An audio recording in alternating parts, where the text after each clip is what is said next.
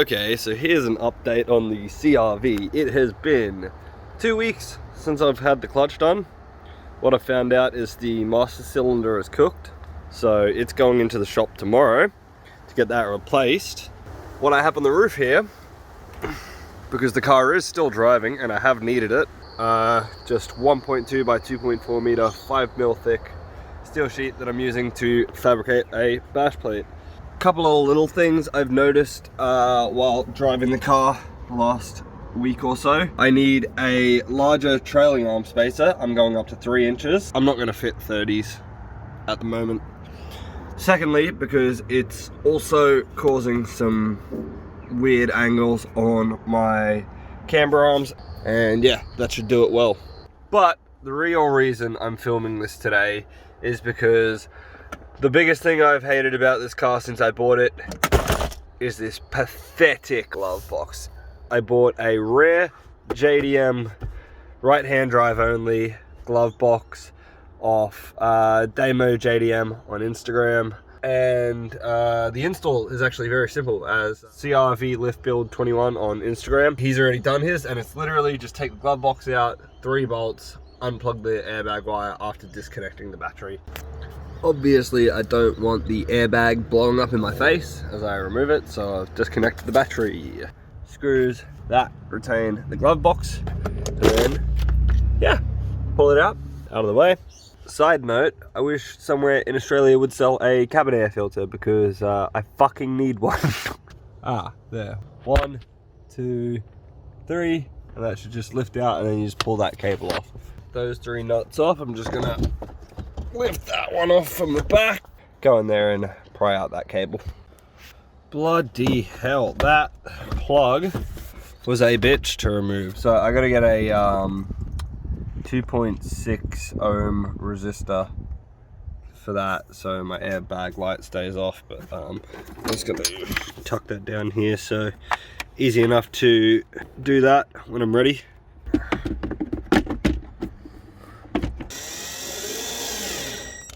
Yeah, there it is. Hey guys, Isaac here, and cleanly shaven, finally.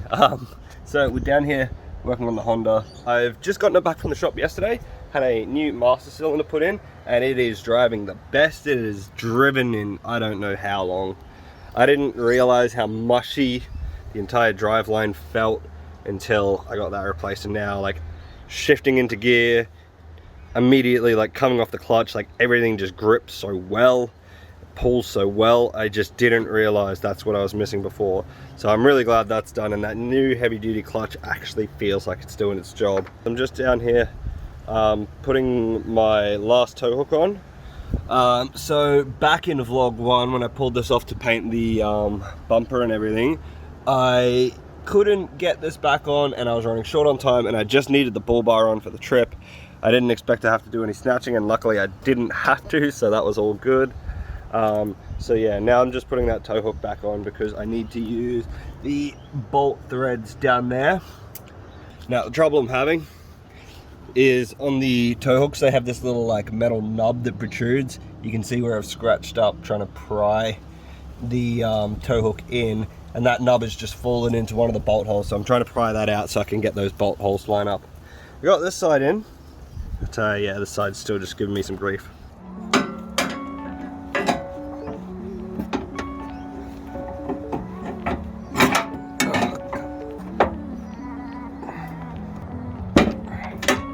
Oh my god, I think I got it.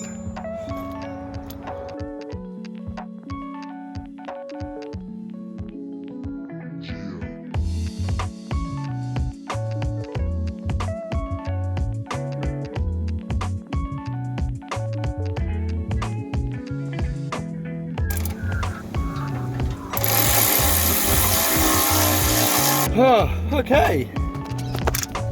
Yeah, so that's the bull bar back on. Nice and easy. That is record time for me by about 2.5 hours. Alright, today I'm just cutting the upper part of my basket off. I just want a flat tray. So, take the grinder and I'm just going to start cutting.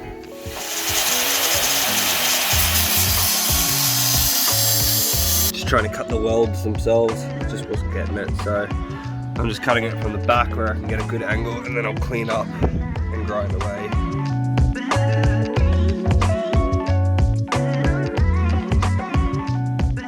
Alright, well, that should do it. That whole faceplate cut off. Just give it a good fucking... Damn it. My phone is flat, so popping out the GoPro for this. I've just got to grind down all these little edges, and then I'm gonna pop it back on the roof. Yeah, let's get this going.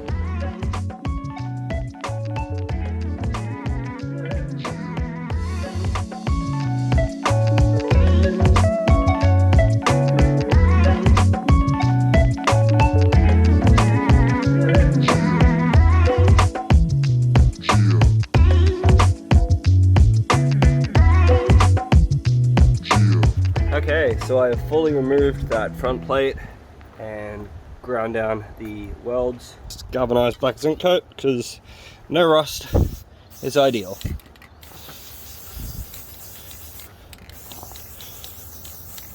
And yeah, yet to finish the high flow box. I still need to make the mounts and the acrylic for the lid. It's been like 2 days now since I've had the master cylinder done. And well, I'm really glad I got it done because now I'm not going to keep burning through clutches, and it's driving awesome, like better than I remember ever driving. The downside is that was not money that I had expected to have to spend, but alas, had to spend it because it's important. So yeah, the downside to that has meant that I haven't really had as much money as I'd like to be able to actually put fuel in to go have a fun drive around like I want to. And as a result, I've actually been driving the Mazda, which is getting worse and worse by the day because I need to drive it calmer, and I don't. Anyway, the reason I've got the Camber out is because this does have fuel in it, and I have to get to work tomorrow, which I just found out is cancelled, and I get paid tomorrow afternoon. So I'm going to go use the last of my fuel, take it to a spot that I know I can at least probably lift the wheel. A spot that last time I actually went there, I couldn't get across the little ditch. And again, it's only a ditch. So I'm literally just going to be seeing how the wheels tuck and flex because I haven't been able to park up and actually see that for myself. So I'm going to go do that now. I guess she tucks alright. No rubbing anywhere. Pretty off camber here. I think I'm lifting. Yeah, wow. Okay, I didn't realize I was lifting that much of a wheel. Yeah. Bloody one way to lift a wheel. Out here solo, just trying to test it all, and yeah. Alright, so let's drive out of this, shall we? Still lifting that wheel up the back.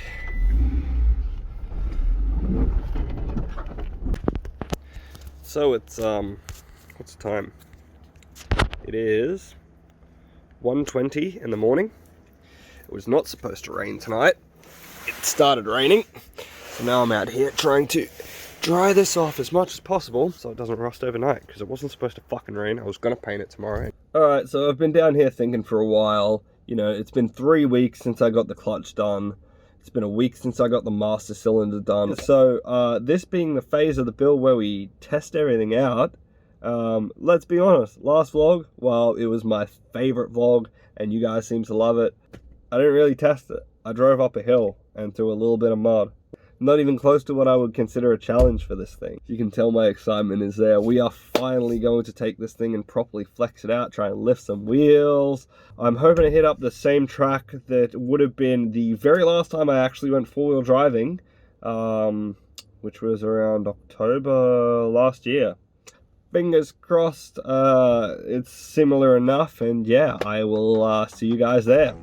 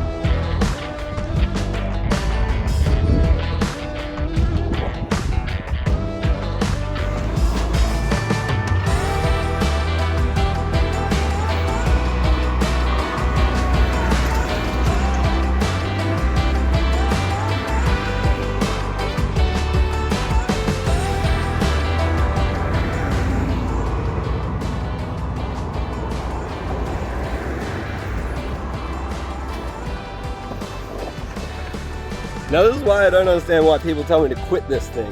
Why the fuck would I quit this thing when it is running better than ever? This is just absolutely ripped up tracks where I thought it was going to be struggling. So I'm a lot more confident in my build now. Also, it's hella muddy, so I think it's time to head home. We've done enough testing for today, I think. Well, unfortunately, as you've seen by now, I didn't get to hit up the same tracks I did last time. They've gated it off now, fair enough. They apparently had kept it open for a while, but people just kept dumping rubbish. So don't dump your rubbish. I've already had a look at those clips and I've posted one. It just drove awesome. I never thought it was struggling once. So yeah, anyway, I'm gonna head inside, have some dinner.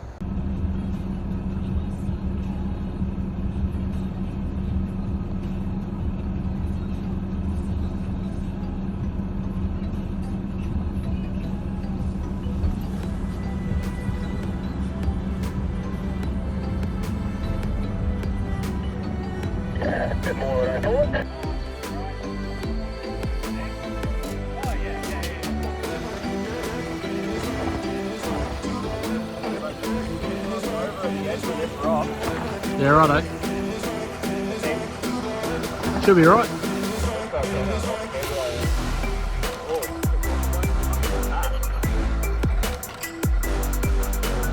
Yeah, you're right. Keep it coming. Oh, beautiful. Yeah, something. Oh, I was gonna say stop there. I would have got a photo of you. This is what I just came down.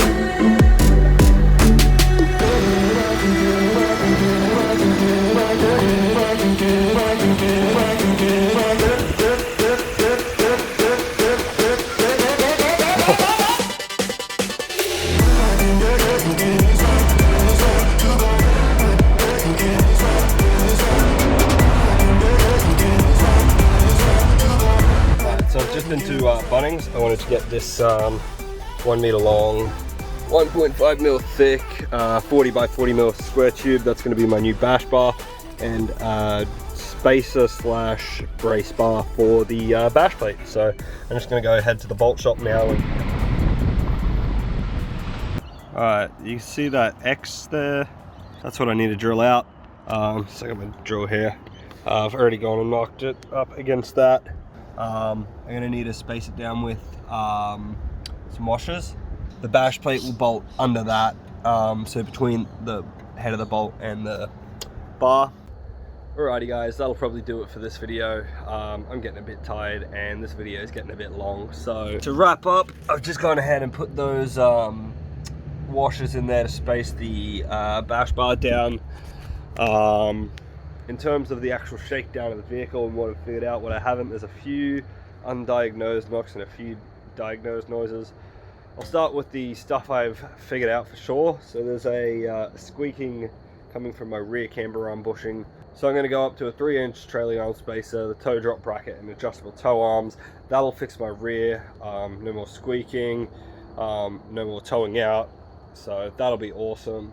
As for the front end, there's a knocking from my camber. I'm still hitting the strut, which is also causing me to bump steer and camber out like that on max travel. Need to get that taken care of. The other knock, I'm not exactly sure. One little thing that is bothering me that I've figured out through this shakedown as well is those rear camber arms, the outer like locking nut keeps coming loose on both sides, just the outer one. So I'm going to put some thread lock on that and hopefully that's fine. There's another little rattle coming around from down there. I can't figure it out. I've looked at the shock, I've looked at the spring, I've looked at the top hat, I've tightened it, I honestly even thought it was like the metal boot cover thing for the piston and the shock, but it's not. I'm really confused, but it's stressing me out. But in the end, that's a problem for future me, not this episode. Until then, take it easy. Peace.